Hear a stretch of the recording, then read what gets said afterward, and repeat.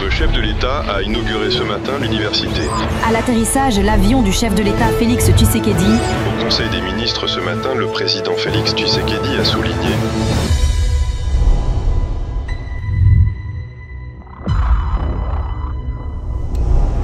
Septembre 2025, un mois qui a connu des sorties du président de la République Félix Antoine Tshisekedi Tshilombo à l'extérieur du pays dans le cadre de la poursuite de l'action pour la restauration de la paix durable dans l'Est du pays et des consolidations du partenariat avec des pays amis, partenariat bien sûr favorable au développement de la RDC. Le chef de l'État s'est rendu en début du mois au Kazakhstan, ce pays d'Asie centrale qui a signé des accords pour un partenariat stratégique avec la RDC dans plusieurs domaines.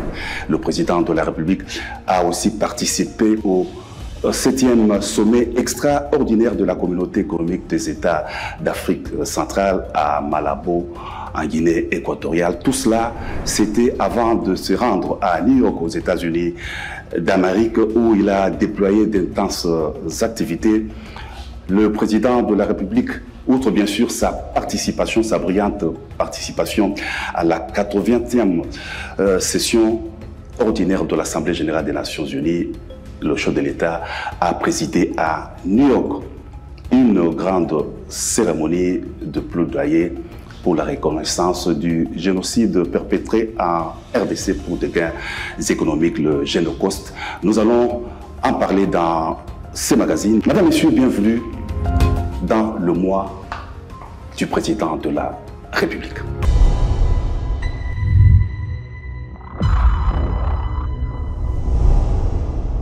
Diplomatie agissante. Le président de la République, Félix Antoine Tshisekedi Tshilombo, effectue des missions à travers le monde, se rendant à des sommets, des rencontres bilatérales où l'on débat des questions relatives à la recherche de voies et moyens de restauration de la paix durable dans l'Est du pays et des questions liées au développement de la République démocratique du Congo. La conférence a reçu une information sur la situation à l'Est de la République démocratique du Congo, marquée par la poursuite des exactions des groupes rebelles avec l'appui extérieur. La conférence en a pris acte.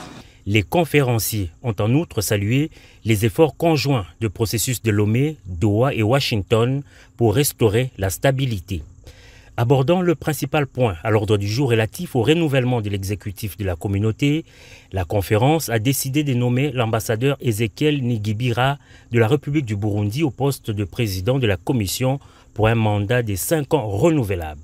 Il remplace l'ambassadeur Gilberto da Piedade Verissimo du Cap-Vert, arrivé fin mandat. Le sommet a félicité la personnalité nommée et décidé de son entrée immédiate en fonction après la prestation des serments devant les présidents en exercice de la conférence des chefs d'État et de gouvernement.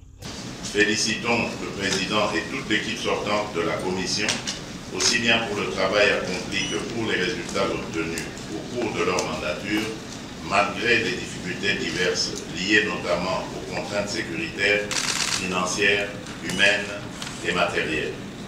Exprimons nos sincères et vifs remerciements au gouvernement de la République de Guinée équatoriale et au peuple équato-guinéen pour l'accueil chaleureux et pour toutes les dispositions prises en vue de la bonne tenue de la 7e session extraordinaire de la conférence des chefs d'État et de gouvernement de la CEEAC.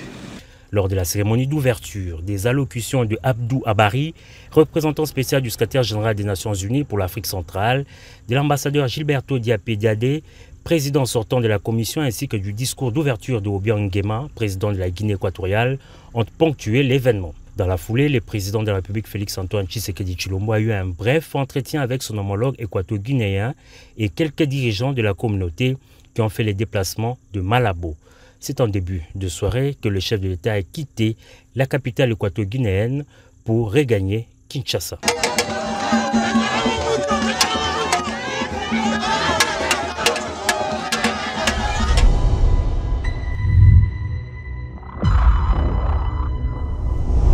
En septembre 2025, qui vient de s'écouler, le chef de l'État est arrivé à Astana pour une visite d'État au Kazakhstan, pays qui s'engage avec la RDC dans un nouveau partenariat stratégique. Le président de la République a été accueilli chaleureusement par son homologue kazakh Kassi Jomart, avec qui il a eu des séances de travail qui ont permis de tracer les axes prioritaires de la coopération bilatérale entre Kinshasa et Astana, à savoir l'exploitation et la transformation des ressources naturelles, l'agriculture, les infrastructures, le transport et la logistique, l'énergie, la lutte contre le changement climatique, l'éducation notamment. Le Kazakhstan est très riche en matières premières, minéraux et hydrocarbures. Ancienne république soviétique indépendante depuis 1991, le Kazakhstan est un pays d'Asie centrale frontalier de la Russie et la Chine. Son économie repose sur les exportations de pétrole. La République démocratique du Congo est un partenaire important et fiable du Kazakhstan sur le continent africain. Les liens entre les deux pays sont fondés sur une forte amitié et un respect mutuel. Le Kazakhstan souhaite renforcer sa coopération avec la République démocratique du Congo dans divers domaines. Et il existe toutes les possibilités d'approfondir la coopération dans ces domaines. Nous partageons des intentions politiques du haut niveau, nous disposons d'un vaste potentiel commercial et économique et avons des objectifs et des buts culturels et humanitaires similaires. Les résultats des négociations d'aujourd'hui en sont la preuve. Et nous avons convenu de porter les relations bilatérales à un nouveau niveau dans un esprit de soutien et de compréhension mutuelle. Nous avons conclu des accords importants qui servent les intérêts des deux pays. De son côté, le chef de l'État, Félix Tshisekedi, s'est félicité de cette ouverture de la République démocratique du Congo vers l'Asie centrale. Je formule le vœu que l'avenir soit fructueux pour les relations entre nos deux pays. Et je prends l'engagement ici d'œuvrer davantage à la promotion des relations entre nos deux pays, entre nos deux peuples et au raffermissement de ces relations pour que nous développions des relations nouvelles pour la République démocratique du Congo, mais également pour l'Afrique en général. Pour traduire cet engagement en actes, deux importants accords ont été signés, d'abord entre les deux ministres des Affaires étrangères. Thérèse Kaikomba et Murat Nurtiliou ont échangé un MOU sur les consultations politiques et diplomatiques. Même exercice pour le ministre des Mines, Louis Watoum, qui, lui, a signé un accord de coopération dans les domaines des mines et de la géologie avec le ministre kazakh de l'Industrie et de la Construction. L'aboutissement de ce nouveau partenariat privilégié entre la République démocratique du Congo et le Kazakhstan a été minutieusement préparé par l'envoyé spécial du chef de l'État, Patrick Loabeya.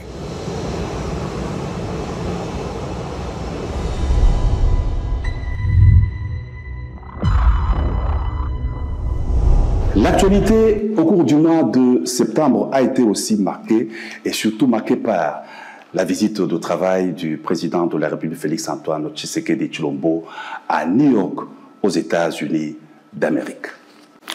Vice-président de la 80e session ordinaire de l'Assemblée générale des Nations unies, le chef de l'État a été d'abord convié à participer à la célébration du 80e anniversaire de l'Organisation des Nations Unies avec ses pairs venus des différents pays du monde entier.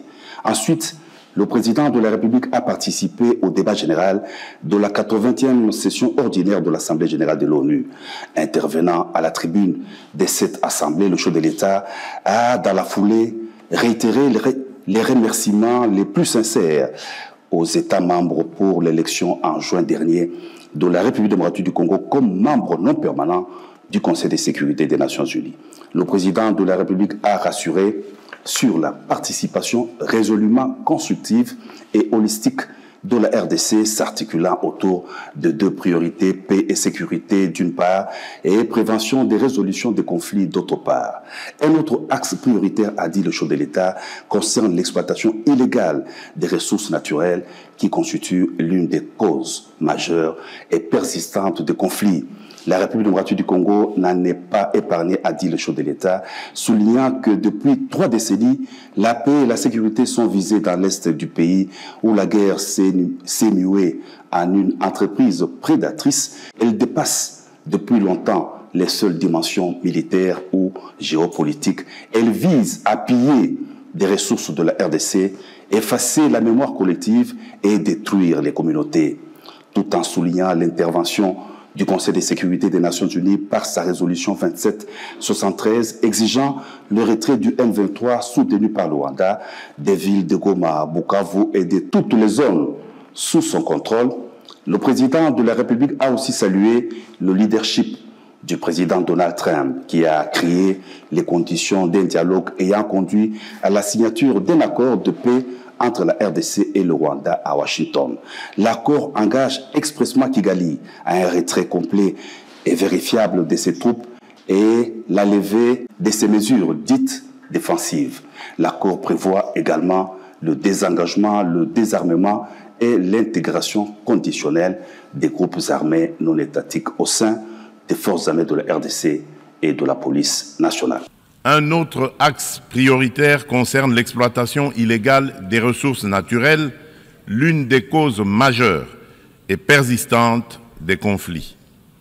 La République démocratique du Congo entend placer au cœur du débat la gouvernance exemplaire de ces minerais stratégiques afin d'en garantir l'exploitation dans le respect des principes de développement durable, de la souveraineté économique et du bien-être des populations. À l'échelle mondiale, rompre le lien toxique entre rente minière et financement de groupes armés non étatiques exige une approche intégrée fondée sur l'harmonisation des règles de diligence raisonnable et de traçabilité, de la mine aux consommateurs, la transparence intégrale des chaînes d'approvisionnement et des bénéficiaires effectifs, des mécanismes de contrôle et d'audit indépendants, une coopération opérationnelle renforcée entre autorités douanières, judiciaires et financières, des sanctions ciblées et effectives contre les trafiquants et leurs réseaux de facilitation et une lutte résolue contre la corruption adossée à des normes de bonne gouvernance, à la publicité des contrats et à la traçabilité des paiements. Bien entendu, les dimensions des droits humains et de justice transitionnelle, ainsi que les agendas femmes, paix et sécurité et jeunesse, paix et sécurité, demeurent indissociables de cette action. Leur prise en compte effective est la condition d'une paix juste, durable et inclusive. Madame la Présidente, à la veille de la mise en place de la commission d'enquête indépendante décidée par le Conseil des droits de l'homme des Nations Unies sur les massacres perpétrés il y a quelques mois par nos agresseurs et leurs supplétifs dans l'est de mon pays, je lance un appel solennel à la communauté internationale. Elle a le devoir moral et politique de soutenir cette démarche essentielle afin d'établir la vérité, rendre justice aux victimes et jeter les assises d'une paix durable ancrée dans la mémoire et la responsabilité partagée.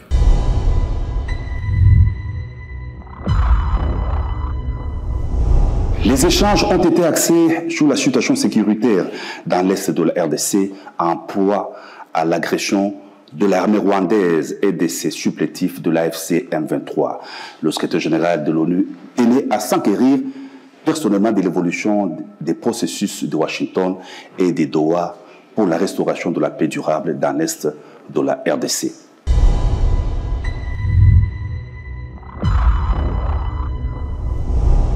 À New York, le président de la République, Félix-Antoine Tshisekedi Tshilombo, a par ailleurs présidé la cérémonie sur le plaidoyer pour la reconnaissance du génocide perpétré pour des gains économiques, le Génocost.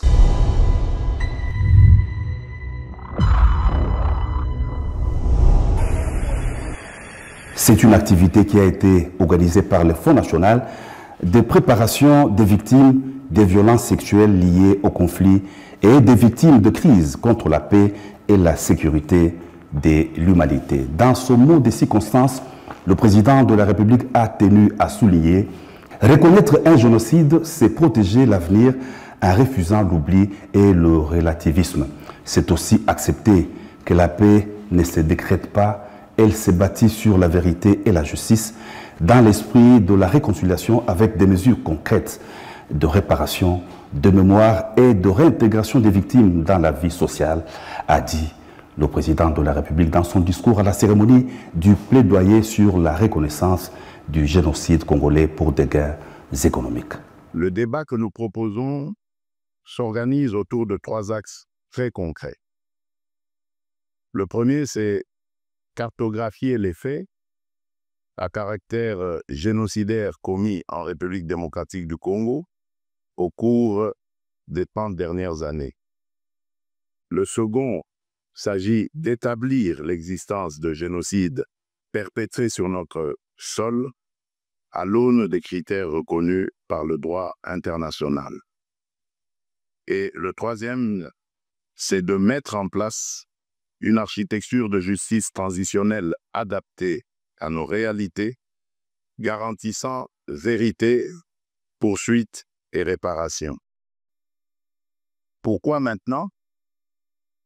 Parce que notre génération a la responsabilité de rompre le cycle déni, impunité, récidive. Parce que la prévention exige d'abord la nomination des crimes et la reconnaissance des victimes. Parce que la stabilité de toute une région dépend de la capacité à dire le vrai, à juger le criminel, à réparer l'irréparable et à garantir la non-répétition. À cet égard, nous réaffirmons notre ancrage dans la Convention pour la prévention et la répression du crime de génocide du 9 décembre 1948 et dans l'ensemble des instruments pertinents du droit international. Notre démarche est conforme à ces principes. Elle vise la vérité, elle exige la justice et elle appelle à la réparation.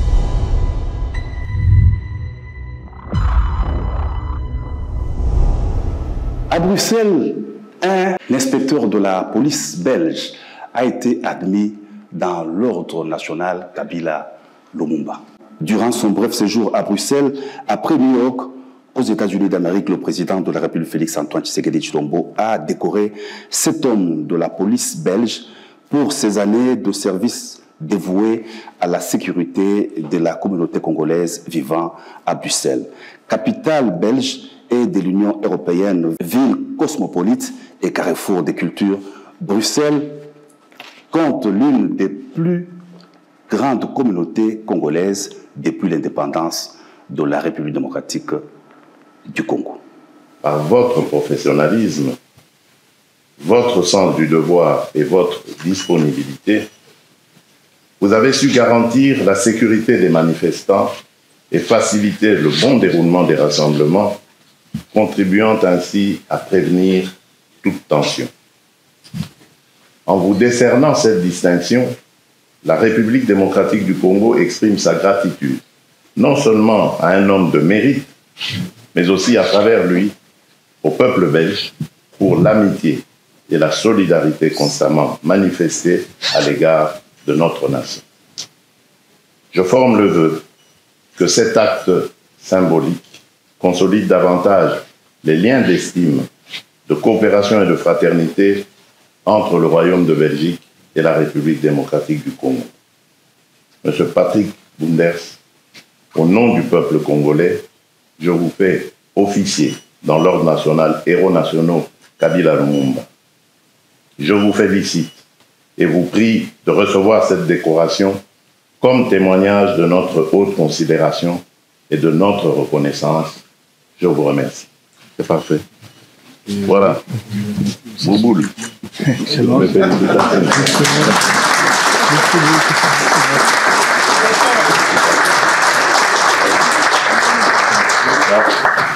C'est le diplôme de mérite.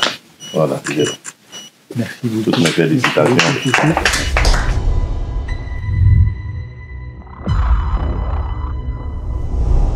Nous l'avons dit en ouverture de ces magazines, le génocide perpétré en République démocratique du Congo pour des gains économiques ne doit pas être oublié et doit être plutôt reconnu sur le plan national et international. Un plaidoyer a été organisé à New York justement sur la reconnaissance du Génocide.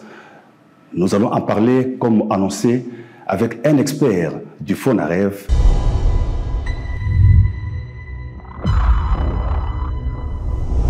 Voilà, concernant le plaidoyer organisé à New York aux États-Unis d'Amérique sur le Génocide, nous recevons alors sur ce plateau M. Blaise Kassa qui va nous en dire plus. M. Kassa, bonjour. Bonjour, monsieur le journaliste. Voilà, longtemps oublié, le génocide pour des gains économiques doit être reconnu officiellement, à la fois sur le plan national qu'international.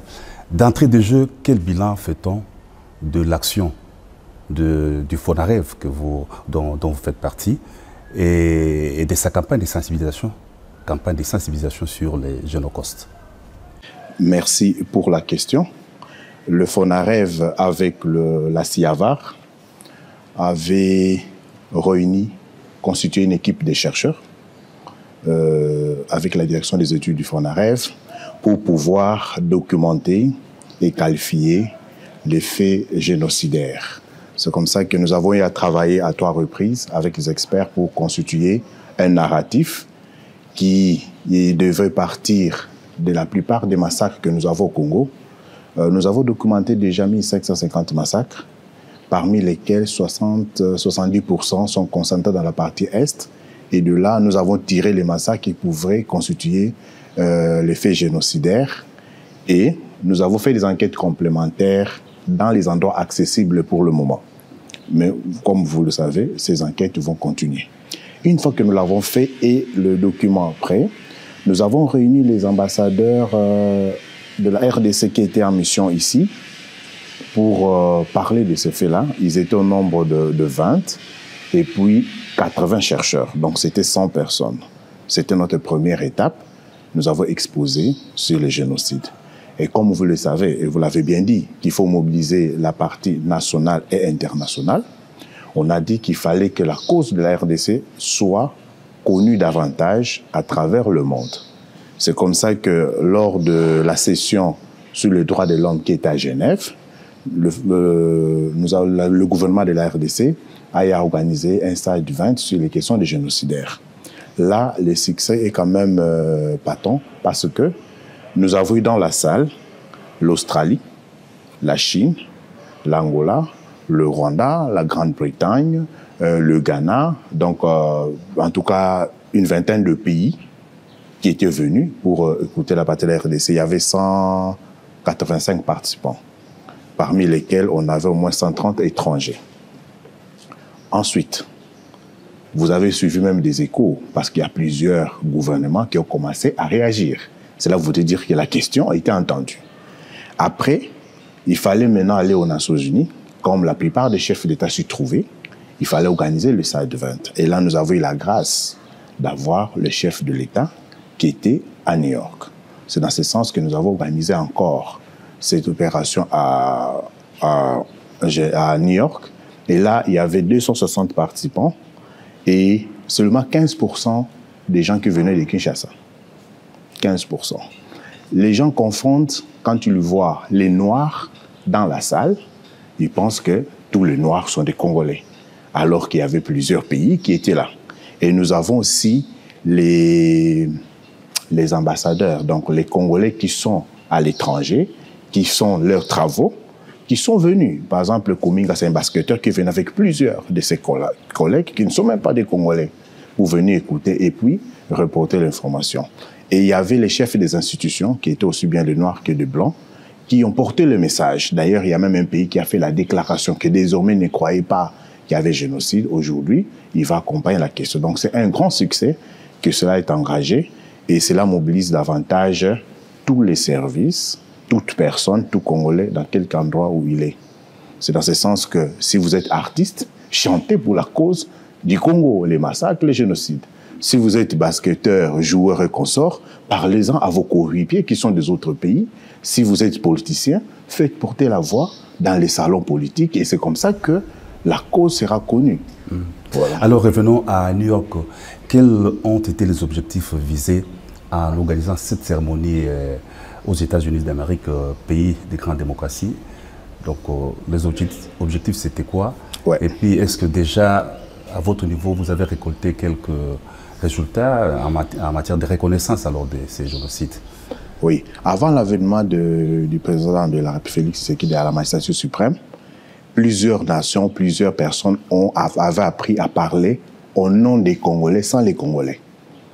Depuis lors, les Congolais ont pris toutes leurs questions en main, notamment la question des massacres, la question des conflits, la question du génocide, pour pouvoir les porter haut et fort. C'est dans ce sens que nous disons que l'événement qui s'est passé à New York a récolté des fruits, comme je viens de vous le dire. Premièrement, c'est pour la première fois que même les Congolais qui sont à l'étranger, ils voient que le gouvernement commence à organiser des activités en dehors de son espace géographique pour pouvoir porter plus fort la question de génocide. Aussi, nous avons eu beaucoup d'engagement, dans ce sens qu'il y a des institutions qui se sont engagées, il y a aussi des chercheurs qui se sont présentés, il y a des structures qui nous ont écrit, il y a des pays qui veulent nous accompagner dans cette question. Et nous allons... Par exemple, on peut citer quelques pays? Oui, il y a des pays qui veulent nous accompagner, des pays amis. Nous avons l'Angola, nous avons le Burundi, le Maroc et les autres qui veulent nous accompagner. Et il y a des invitations que nous avions déjà dans le pays des chancelleries occidentales pour analyser les documents qu'ils ont déclassifiés qui peuvent permettre de nourrir la question du génocide et des massacres.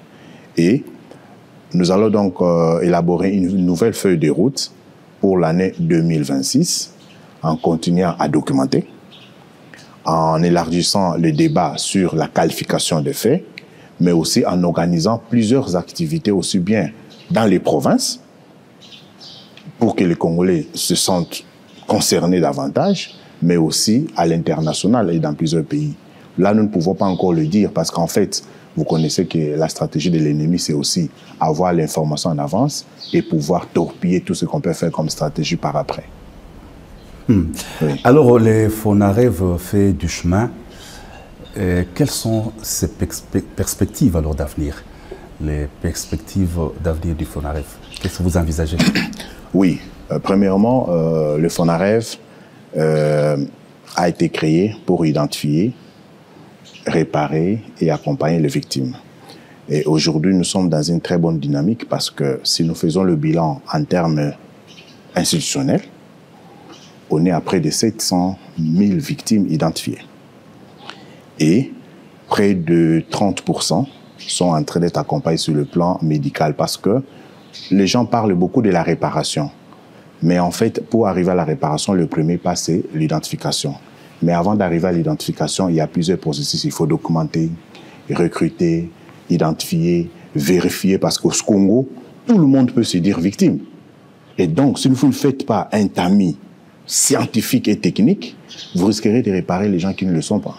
Et une fois maintenant que vous entamez le processus de réparation, ça commence par la prise en charge médicale, la prise en charge psychologique, l'accompagnement juridique, et on passe aux questions économiques et d'indemnisation.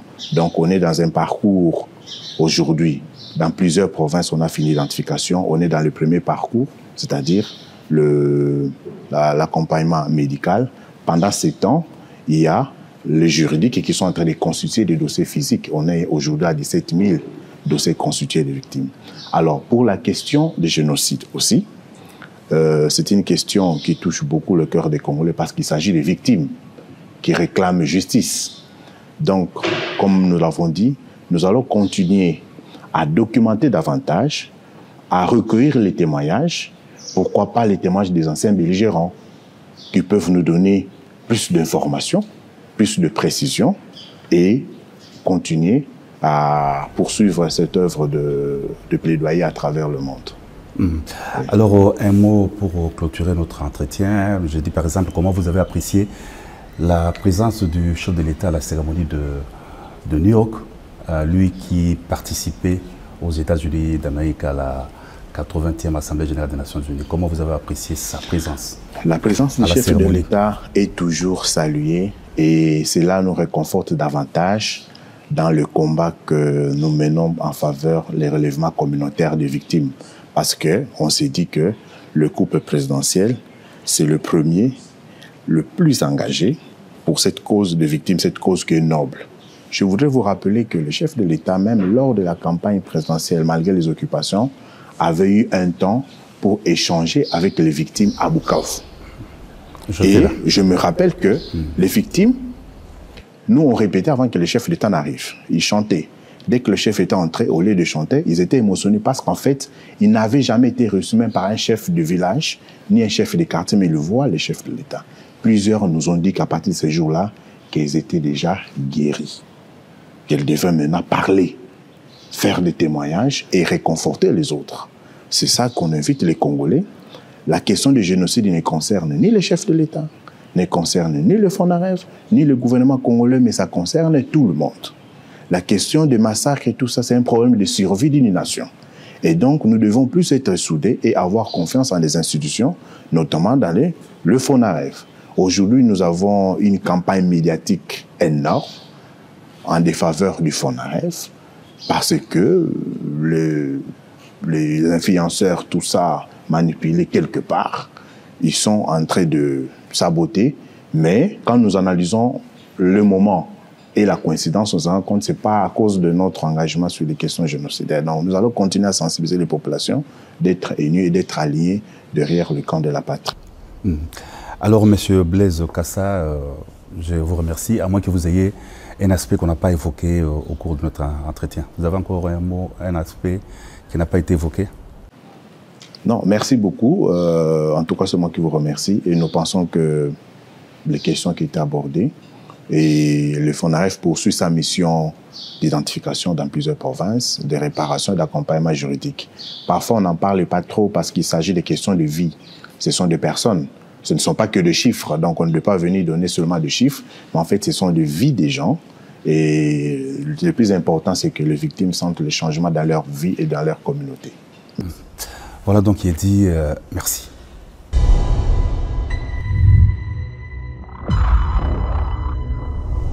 Madame, Monsieur, il ne reste plus qu'à vous dire merci d'avoir suivi le mois du président de la République. Ce mois de septembre qui a été dominé par la diplomatie, une diplomatie agissante du président de la République, Félix Antoine Tshisekedi Tshilombo. Prenons rendez-vous pour fin octobre avec ces magazines, le mois du président.